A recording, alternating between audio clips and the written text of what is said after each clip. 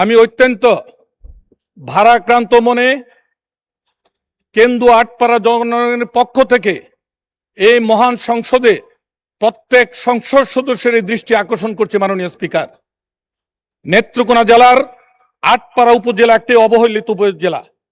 একটি মাত্র রাস্তা, সড়ক ও জনপথ বিভাগের 9,30,00,000 টাকা বরাদ্দ করা হয়েছে 7 কিলোমিটার রাস্তা নির্মাণ করার জন্য।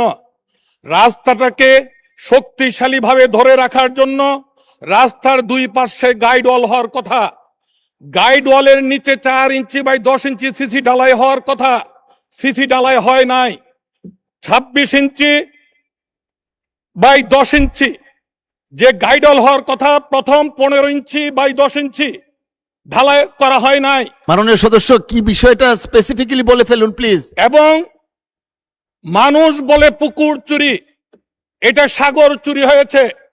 আমি গত সোমবারে একজন স্থানীয় সংসদ সদস্য হিসেবে পরিদর্শন করে যোগাযোগ সচিব মহোদয়ের কাছে একটি অভিযোগপত্র দিয়েছিলাম এবং আমার সামনে উনি 5 কার্য দিবসের মধ্যে প্রতিবেদন দাখিল করার জন্য নির্দেশ দিয়েছিলেন।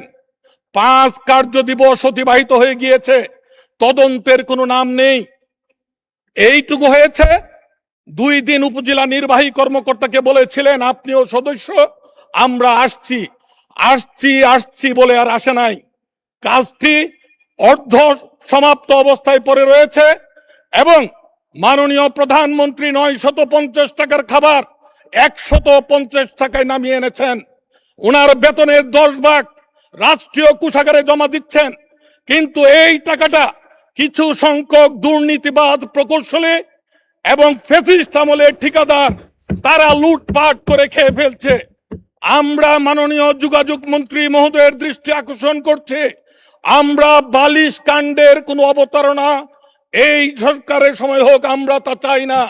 আমি আপনাদের কাছে অনুরোধ করছি, সরকারি দল এবং বিরোধী দলের সংসদ সদস্যের সমন্বয়ে একটি তদন্ত কমিটি করা হোক। এই তদন্ত কমিটির মাধ্যমে এই শত শত কোটি টাকার মালিক জেলা নির্বাহী কর্মকর্তা, জেলা নির্বাহী প্রকৌশলী, বিভাগীয় প্রকৌশলী শত শত কোটি টাকার মালিক হয়েছে, তাদের বিরুদ্ধে দুদকের মাধ্যমে সম্পদের অনুসন্ধান করার জন্য দাবি জানাচ্ছি। ধন্যবাদ।